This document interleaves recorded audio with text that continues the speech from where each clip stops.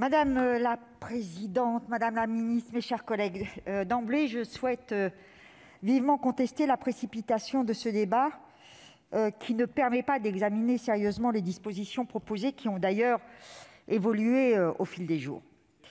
Et je ne développe pas ici sur les travaux de nos commissions des lois et des affaires sociales qui nous obligent à travailler dans des conditions à la limite de l'acceptable, tant pour les élus que pour les personnels, nos collaboratrices et nos collaborateurs.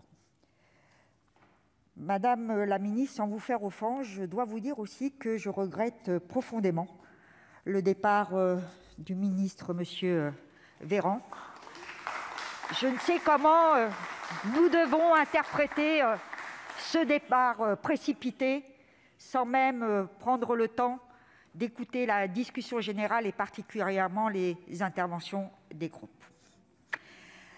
Chers collègues, nous sommes pleinement conscients des dangers que fait courir le variant Delta, mais nous devons accepter, ou vous devez accepter, de débattre d'autres chemins existants que celui proposé par le Président de la République. La démocratie, le pluralisme, c'est savoir écouter, prendre en compte et parfois concéder et reconnaître ses erreurs. Oui, nous savons que le variant Delta se répand vite et nous le savons depuis de nombreuses semaines. Oui, nous savons qu'en France, les contaminations repartent vivement à la hausse. Nous savons aussi que la vaccination est le rempart efficace qui évite les hospitalisations et les réanimations. La vaccination est un outil formidable pour permettre de venir à bout de l'épidémie. Et à ce titre, nous demandons que le vaccin soit reconnu comme grande cause nationale et mondiale, et donc que les brevets soient levés. Mais il faut des moyens pour aller au plus près de la population non vaccinée, souvent par abandon social ou par manque d'information. Informer, convaincre, mobiliser tous les acteurs de la société sont la clé d'une vaccination pour tous. C'était peu ou prou la position de M. Véran. Alors pourquoi un tel revirement ? Comment ne pas être surpris par cette volonté soudaine de culpabiliser notre peuple, de le diviser, de le fracturer ? C'est M. Véran lui-même qui a refusé les vaccinodromes en janvier dernier. C'est lui qui a fait le choix d'une vaccination progressive de la population, rappelant durant des semaines que les jeunes ne risquaient pas tant et pouvaient attendre. Qui a fait le choix de commander massivement AstraZeneca, qui fut sévèrement critiqué jusqu'à être interdit dans plusieurs pays ? La campagne vaccinale fut même suspendue en France. Si, madame la ministre. En mai et en juin, la vaccination a décollé et la suspicion a reculé. Mais qu'a-t-il été fait pour organiser la vaccination de masse durant les congés face à la déferlante du variant Delta ? Quelle mouche a piqué le gouvernement pour dégainer un projet de loi aussi attentatoire aux libertés publiques ?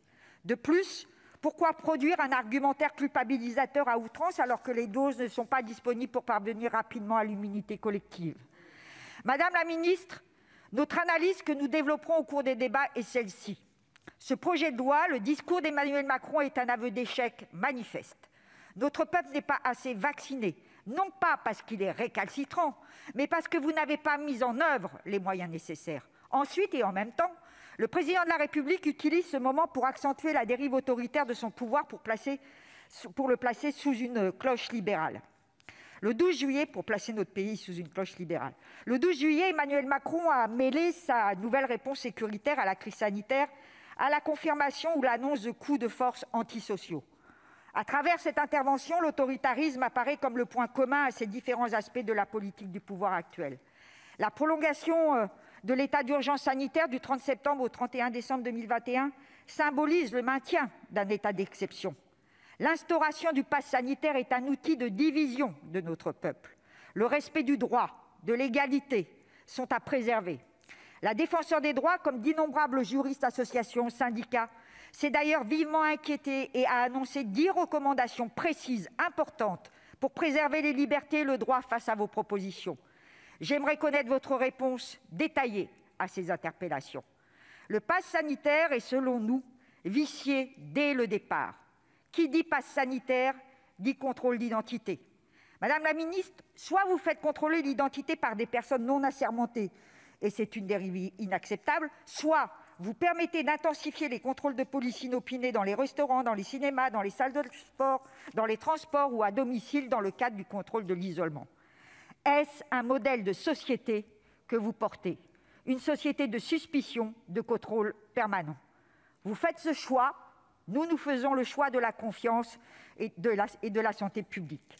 Le pass sanitaire, pour nos concitoyens, sera une obligation pour la vie quotidienne. Pour d'autres, ce sera une obligation au travail. Nous refusons que la suspension ou le licenciement soit l'aboutissement de cette obligation en milieu professionnel. Concernant les soignants, nous comprenons le débat sur l'obligation vaccinale des soignants. Mais pourquoi, là aussi, la menace de la suspension et du licenciement ? L'obligation d'isolement que j'évoquais pose également de lourds problèmes de droit. Nous refusons qu'une mesure privative de liberté, car c'est de cela dont il s'agit, puisse résulter d'un seul test positif sans décision de justice. Par ailleurs, comment ne pas constater une nouvelle fois la discrimination à l'égard des moins favorisés qui ne peuvent respecter l'isolement du fait des conditions de logement précaires ? Enfin, Madame la ministre, comment ne pas s'alarmer du changement de donne concernant le système d'information dépistage, le SI-DEP, qui, réservé au personnel de santé, sera consultable demain par toutes les catégories habilitées à effectuer les contrôles.